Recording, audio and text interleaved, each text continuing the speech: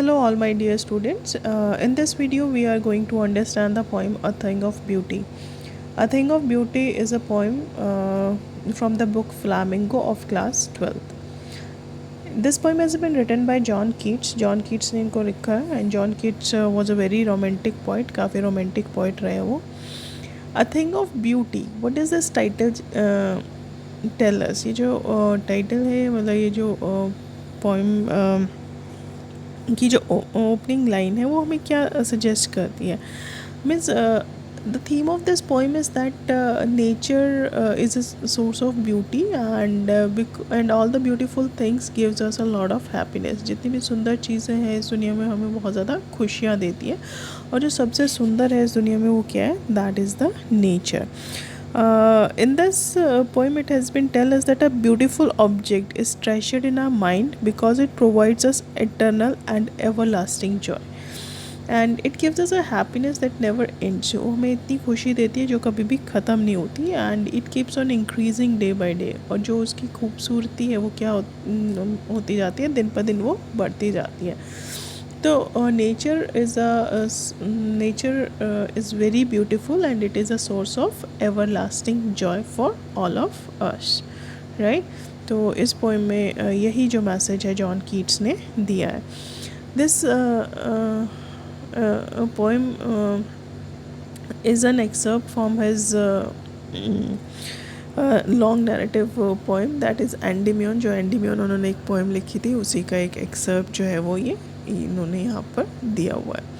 So before we read the poem let's read about the poet. जो poet है उसके बारे में एक बार हम पढ़ लेते हैं. John Keats he was a very romantic poet and British native थे वो और काफ़ी अर्ली एज में वो मर गए थे but he has written lots of romantic poems. Let's read about him. उसके बारे में एक बार रीड करते हैं. John Keats he was born in 1795 में बॉर्न हुए थे and he was died in 1821. That is he lived for around only 26 years. Was a British romantic poet थे वो. Although trained to be a surgeon, Keats decided to devote himself wholly to the poetry. जो John Keats थे he had been adopted by a family. उनको adopt किया था एक family ने क्योंकि वो ऑर्फन थे. तो जिस फैमिली ने उनको अडॉप्ट किया था वो चाहते थे कि वो डॉक्टर बने. एल्दो उन्होंने मतलब एडमिशन भी लिया था but he was not at all interested in surgery. तो इसलिए उन्होंने जो अपनी डॉक्टर की जो पढ़ाई थी उसको बीच में छोड़ दिया एंड डिसाइड किया कि वो अपनी जो पूरा लाइफ है वो किसको डिवोट करेंगे, पोइट्री को. तो उन्होंने ऐसा किया भी. Keats' secret, his power to sway and delight the readers, lies primarily in his gift for perceiving the world and living his moods and aspirations in terms of language. कहते जो Keats थे उनका जो सीक्रेट था, उनकी जो power थी ना वो मतलब वो स्वे मीन्स स्विंग कराते थे रीडर्स का जो मूड था उसको, और वो जो डिलाइट उनको एक अलग ही तरह की हैप्पीनेस प्रोवाइड कराते थे.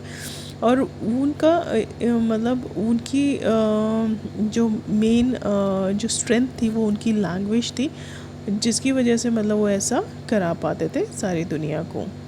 The following is an excerpt from his poem Endymion. ये जो मतलब एक्सर्प्ट है, ये जो एक शॉर्ट 2-3 स्टैंजास आपको दिए हुए हैं, ये जो उनकी पोएम है एंडीमियन उसी से लिया गया है.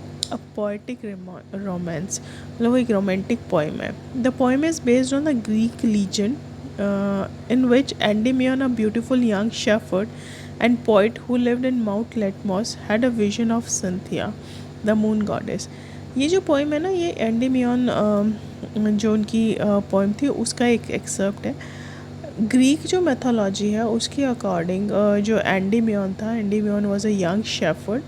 ही falls in love with the goddess of moon. उसको जो गॉडेस ऑफ मून थी सिंथिया, जिसका नाम सिंथिया था, उससे प्यार हो जाता है. और जो एंडीमियन था वो माउंट लिटमस पे रहता था, ठीक है. तो जब उसको उससे प्यार हो जाता है तो he started looking for her. तो वो उसको ढूंढने निकल पड़ता है और क्योंकि मतलब जब उसको ढूंढने निकल पड़ता है तो ही बिकम वेरी सैड. तो वो काफ़ी सैड भी हो जाता है कई बार.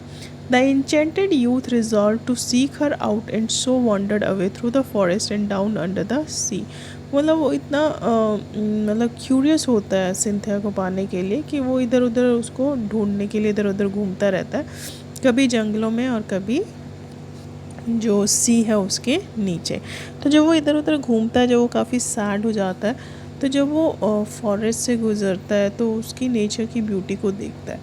When he look at the beautiful nature he forget all his sadness, तो वो अपनी जो सैडनेस है उसको भूल जाता है। और तभी ये बताता है कि किस तरीके से जो मतलब ब्यूटीफुल चीज़ें हैं, जो नेचर है, वो हमें किस तरीके से खुशियाँ प्रोवाइड कराती है, खुशियाँ देती है।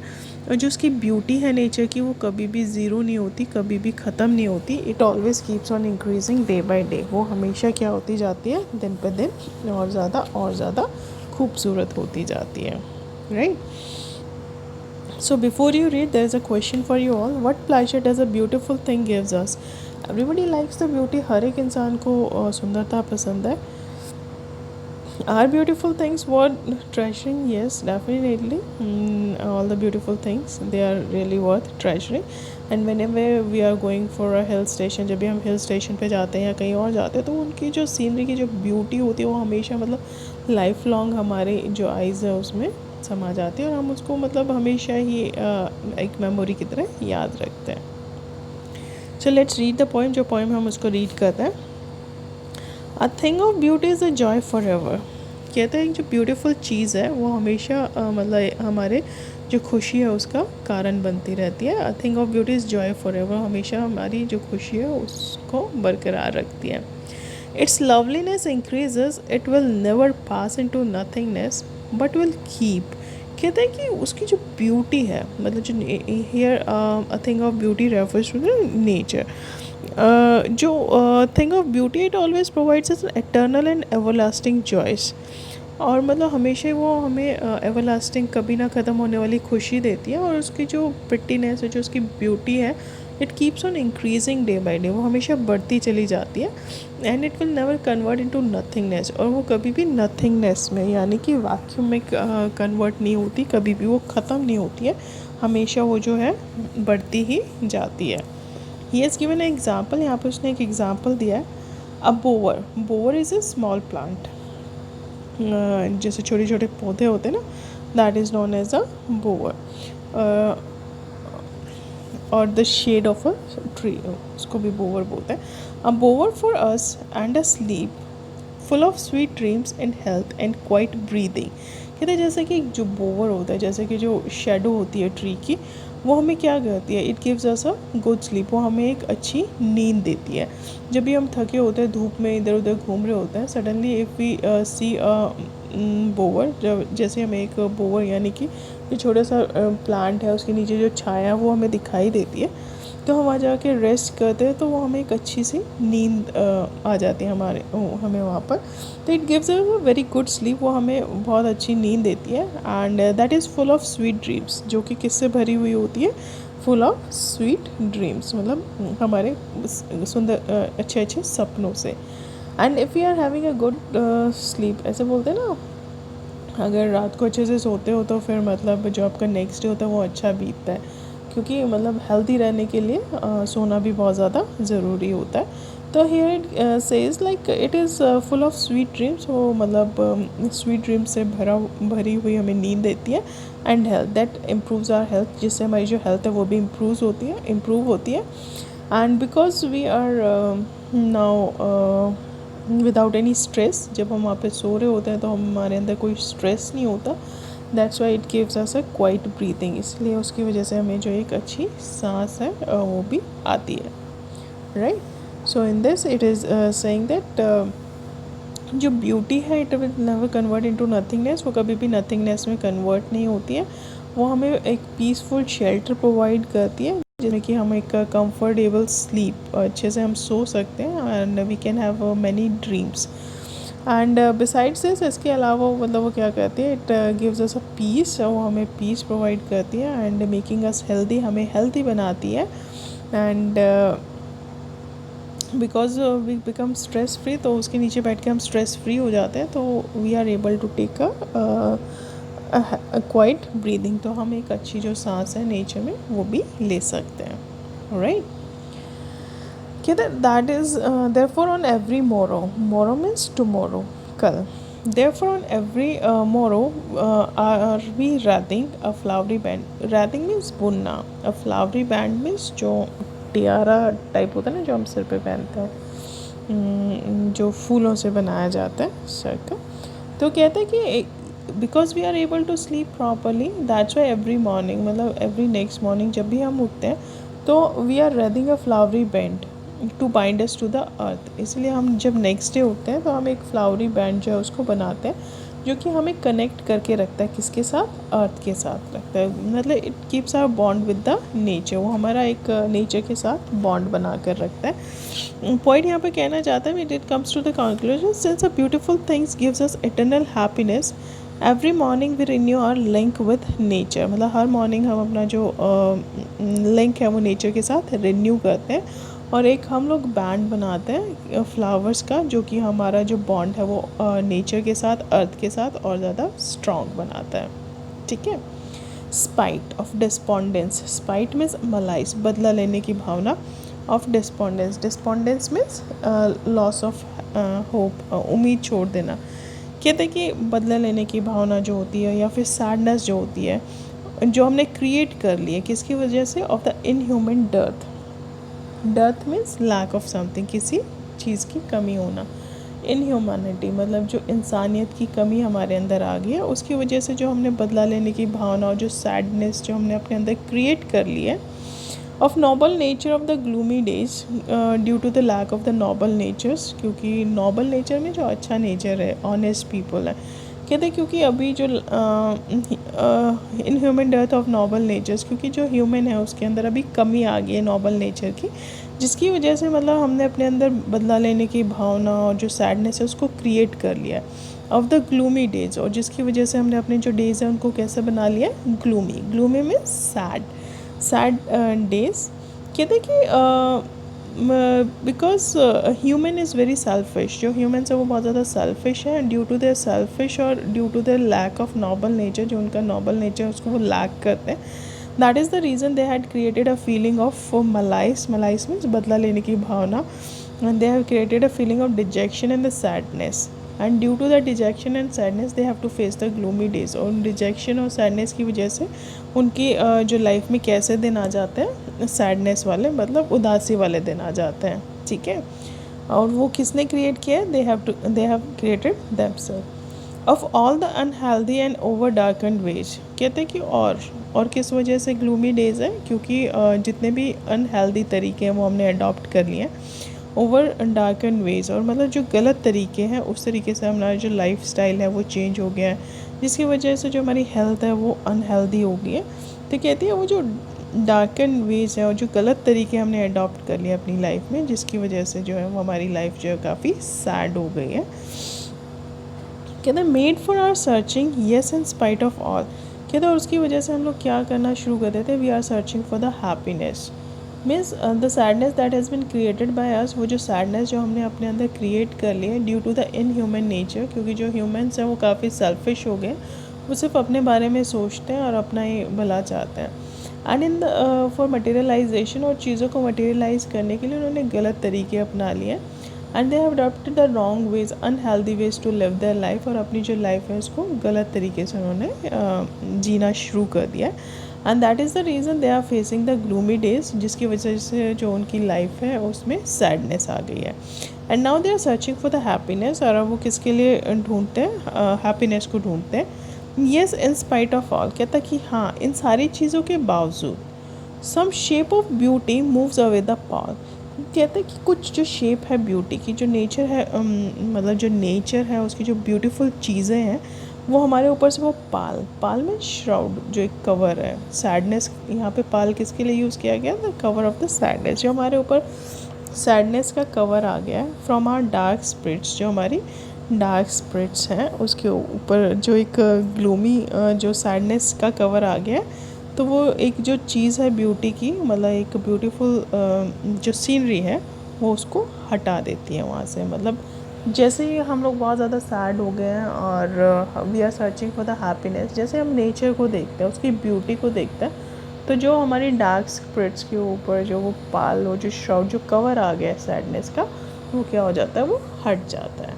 राइट. दैट मीन्स जो ब्यूटी है वो हमें एवर लास्टिंग जॉय देती है. डजेंट मैटर हम लोग कितने भी उदास हो, कितने भी हमने अपनी लाइफ में ट्रबल्स क्रिएट किए हो, बट जैसे ही हम ब्यूटीफुल चीज़ों को देखते हैं, as we look at the beautiful things, all that sadness removes. वो जो सैडनेस है वो हट जाती है एंड वी बिकम हैप्पी. और हम लोग कैसे हो जाते हैं, खुश हो जाते हैं.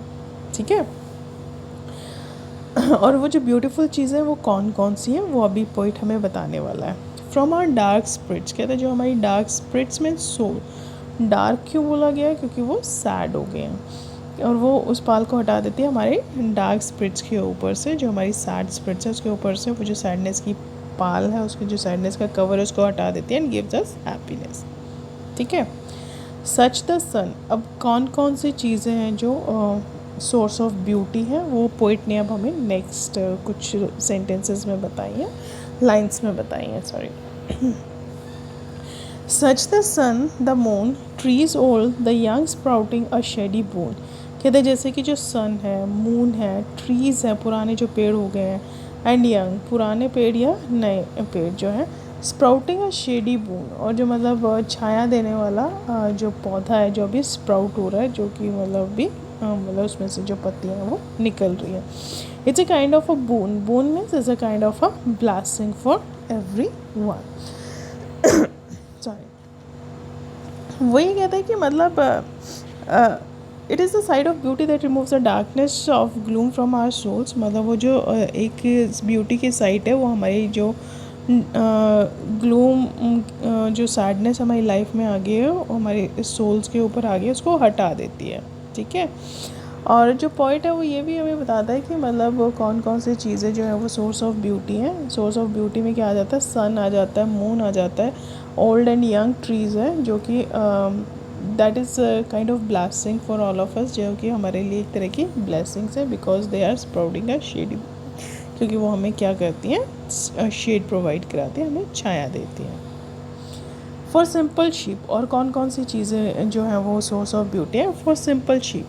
सिंपल शीप का मतलब क्या है, सिंपल शीप यहाँ पे इसलिए यूज़ किया गया कि जो शीप्स होती है ना, दे आर ट्रीटेड एज, उनको बहुत इनोसेंट माना जाता है, और जो जीसस क्राइस्ट थे उनका फॉलोवर उनको माना जाता है. ठीक है. तो वो एक तरह का सिंबल है किसका, पीस का. तो कहते हैं जो सिंपल शीप है, एंड सच आर डैफोडिल्स, और जो डैफोडिल्स के फ्लावर्स हैं, with the green world they live in, मतलब जिस ग्रीन वर्ल्ड में वो रहते हैं. He is talking about the forest, he is talking about the nature that we all are living in. हम जिस नेचर में रहते हैं तो उसमें कौन कौन से सोर्स ऑफ ब्यूटी हैं, सन है, मून है, ट्रीज़ हैं, पुराने हैं, नए हैं. They are kind of blessings for us. Simple sheep है, पीसफुल चीज़ें हैं, डेफोडिल्स हैं, और उस ग्रीन वर्ल्ड में जिसमें कि वो रहते हैं. The green world they live in means the world of nature in which they all are living. Right. जिस दुनिया में वो रहते हैं, जिस ग्रीन वर्ल्ड में, जिस फॉरेस्ट में वो रहते हैं, वो उनको और ज़्यादा खूबसूरत बनाते हैं और ज़्यादा ब्यूटीफुल बनाते हैं, जो कि एक सोर्स ऑफ हैप्पीनेस है सबके लिए. Now is saying that and clear reels. Reels means छोटी छोटी जो नदियाँ होती हैं उसको क्या बोलते हैं, रिल्स बोलते हैं. Clear rills that for themselves a cooling covert make against the hot season. Covert means an area of thick low bushes, जहाँ पे मतलब हल्की हल्की झाड़ियाँ होती है ना, उस एरिया को क्या बोला गया, कोवर्ट बोला गया. कहता और जो क्लियर रिल्स हैं, जो छोटी छोटी नदियाँ हैं, वो मतलब जो कूलिंग कवर्ड है, मतलब जो उसके आसपास के झाड़ीदार जो एरिया होता है उसको क्या बनाती है, उसको ठंडा करती है अगेंस्ट द हॉट सीज़न. कहते doesn't matter how much hot weather is that, कितना भी मतलब गर्मी हो, when we are going near to the rills, जैसे हम रिल्स के पास जाते हैं तो उसके आसपास का जो एरिया होता है वो काफ़ी कूल होता है, काफ़ी ठंडक देता है. तो now he is saying that the clear rills that for themselves a cooling covert make against the hot season. जो क्लियर रिल्स हैं वो उन लोगों को ठंडक प्रोवाइड कराते हैं. They are providing a cooler, or they are providing a kind of हाँ कोल्ड ही बोलेंगे उसको. They are providing a kind of cold to the people, मतलब वो जो कितना भी गर्म सीज़न हो, उस गर्म सीज़न में भी वो लोगों को ठंडक देते हैं. The mid forest break. Mid forest break means a thick mass of ferns, यहाँ पर छोटे छोटे जो फर्न्स है वो उगाते हैं। कहते हैं जो फॉरेस्ट है उसके बीच में जो छोटी छोटी नदियाँ उसके आसपास हमें खूब ठंडक खूब कोल्डनेस देखने को मिलती है। डजेंट मैटर जो मतलब कितनी भी गर्मी हो, जब हम वहाँ पर जाते हैं तो हमें ठंडक महसूस होती है। और जैसे ही हम गर्मी से बाहर निकलते हैं we are having a kind of happiness, जो हमारे अंदर एक अलग तरह की जो खुशी है वो निकल आती है। और क्या क्या सोर्स है, rich with sprinkling of fair musk rose blooms. कहते हैं और वो जो एरिया है वहाँ पे जो मस्क रोज़ हैं, जो खिले हुए रोज़ हैं, उसकी जो खुशबू है और उसकी जो फ्रेगरेंस है दैट इज़ स्प्रिंकलिंग, वो चारों तरफ फैली हुई होती है, राइट। तो that is also a source of beauty, वो भी क्या है, एक सोर्स ऑफ ब्यूटी। और we can say that is also a source of happiness, वो भी एक तरह का सोर्स ऑफ हैप्पीनेस है। I hope you all understand up to here, यहाँ पर सबको समझ में आएगा। यहाँ तक जो पोइट है he just want to say that what are the various sources of beauty in nature, और कौन कौन से सोर्सेज हैं ब्यूटी के नेचर में, वो कौन कौन से हैं। They are the sun, the moon, और young and the young trees and the old trees, and simple sheep, daffodils, and the clear rills that are providing a cooling in the mid of the forest in the hot season, and the musk roses that blooms and that sprinkle its fragrance, जो अपनी जो fragrance है उसको फैलाते रहते हैं। तो these are the various sources of beauty, ये जो काफ़ी सारे sources of beauty जो है वो आपको बताए गए हैं, that exist in the nature, जो कि नेचर में एग्जिस्ट करते हैं। Fine. And the last stanza, जो लास्ट स्टेंजर उसमें क्या कहता है, and such too is a grandeur of the dooms. Dooms means that is already been finish, जो ख़त्म हो चुका है। ग्रैंडर ऑफ द स्प्लेंडर, कहते हैं यहाँ पर जो पॉइंट है वो ये कहता है कि जो डेथ है उसमें भी जो ब्यूटी है वो लाई करती है। The beauty also lies in the death. कहते हैं जो स्प्लेंडर है as such too is the grandeur of the dooms, कहते हैं कि जो स्प्लेंडर है डूम्स का that is also a source of happiness, वो भी एक तरह का सोर्स ऑफ हैप्पीनेस है, because it is also a source of beauty, right. Why it is a source of everlasting joy? Because decay and death of doom provides ground for new and beautiful nature। क्योंकि एक चीज़ जब मरती है तो वो उसको नहीं मतलब जब हम मरते हैं तो we are taking a next birth, तो it's a kind of beauty, वो भी एक तरह की ब्यूटी ही है। तो यहाँ पर वो कहते हैं that the beauty also the splendour of beauty also lies in the death, वो डेथ में भी लाई करती है। We have imagine for the mighty dead, जो हमारे mighty means powerful, death means जो मर चुके हैं, जो हमारे एंसेस्टर जो ऑलरेडी मर चुके हैं। When we are imagine, when we are thinking about that, जब भी हम उनके बारे में सोचते हैं, all lovely tales that we have heard और रीड, और जितनी मतलब लवली टेल्स में स्टोरी, और उनके बारे में जो मतलब कहानियाँ और किस्से हमने सुने हैं, जब भी हम उनको सुनते हैं या पढ़ते हैं तो हमें एक तरह की खुशी मिलती है, because we are listening about their strength, क्योंकि हम उनकी जो स्ट्रेंथ है उनके बारे में सुनते हैं, उनकी जो कहानियाँ हैं जो उनकी ताकत से रिलेटेड थी, जो भी उन्होंने मतलब ह्यूमैनिटी के लिए किया था उनसे रिलेटेड थी, तब भी हम हमारे जो माइटी डेड्स हैं, जो हमारे स्ट्रॉन्ग एंसेस्टर्स हैं जो मर चुके हैं, उनके बारे में जब भी हम पढ़ते हैं सुनते हैं, तो it is also a source of Joy for us, वो भी हमारे लिए एक सोर्स ऑफ जॉय है, और उसमें भी एक तरह की ब्यूटी जो है वो लाइक करती है। An endless fountain of immortal drink pouring onto us from the heaven spring। कहते जब भी हम उनको पढ़ते हैं या सुनते हैं तो ऐसा लगता है कि एक एंडलेस फाउंटेन, कभी ना ख़त्म होने वाला जो फाउंटेन है इमॉर्टल ड्रिंक का। इमॉर्टल ड्रिंक मतलब जो अमृत बोलते हैं कि पीने के बाद कभी कोई मरता नहीं है, तो इमॉर्टल जो कभी ना ख़त्म होने वाली ड्रिंक है, पॉरिंग ऑन टू अस, हमारे ऊपर गिर रही है। कहाँ से? Heaven's brink. Heaven's brink means edge. कहते हैं कि मतलब जब भी हम अपने जो माइटी डेड्स हैं उनके बारे में सुनते हैं या पढ़ते हैं तो हमें इतनी खुशी मिलती है, it is so beautiful that it seems like, ऐसा लगता है कि जैसे हमारे ऊपर जो है कोई हेवन से, हेवन मीन्स हेवन मीन्स स्वर्ग से कोई हमारे ऊपर क्या कर रहा है, इमॉर्टल ड्रिंक को गिरा रहा है हमारे ऊपर। इमॉर्टल ड्रिंक जो है उसका उसको गिरा रहा है, और हमें उससे क्या मिलता है, we are feeling an unending peace, हमें मतलब कभी ना ख़त्म होने वाला जो पीस और जो प्लेजर है वो हमें महसूस होता है. So in the last stanza the poet just want to convey that the beauty lies in the death also, because all our ancestors they are having their tales. जब उनकी जो कहानियाँ होती हैं जब भी हम उनको सुनते हैं या पढ़ते हैं तो हमें इतनी खुशी मिलती है. We are feeling so much peace, we are feeling so much delight that it seems like a never ending drink, a never ending nectar that is coming from the heaven and it is showering on us. कि वो जो nectar मतलब अमृत जो है वो स्वर्ग से आ रहा है और हमारे ऊपर गिर रहा है और वो कभी ना ख़त्म होने वाला खुशी है, कभी ना ख़त्म होने वाला शांति है. ठीक है. And it gives us a strength to fight the odds of the life. और जब भी हम उनको सुनते हैं, उन कहानियों को सुनते हैं, it's a kind of motivation for all of अस. वो हमारे लिए एक तरह का मोटिवेशन होती है जो हमें हमेशा इंस्पायर करती है to fight against the audacity of the life. जब भी हमारी लाइफ में ऑडेसिटी मीन्स मुश्किलें आती हैं तो हम वो जो कहानियाँ किस्से उनको याद करते हैं और वो हमारे लिए एक मोटिवेशन का काम करती है, हमारी लाइफ में हमें आगे बढ़ने के लिए प्रेरित करते हैं. It gives us a motivation and inspired us to move forward in our life. Got it. Brink का क्या मीनिंग है? Brink means the edge, corner. And pouring onto us from the heavens brink means it is a gift of God to man that has been showered upon us from the heavens above. इसका मतलब ये है कि मतलब एक तरह का gift है गॉड की तरफ से जो कि हमारे ऊपर शावर हो रहा है.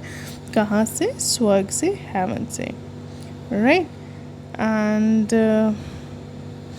This is all your poem. यहाँ पर जो आपकी पोइम है वो फिनिश होती है. एक बार इसको फिर से मैं बता देती हूँ. The first stanza it has been told to you that a beauty is a joy for ever. जो ब्यूटी है वो एक तरह का खुशी का सोर्स है. And it never convert into nothingness. वो कभी भी नथिंगनेस में कन्वर्ट नहीं होती है.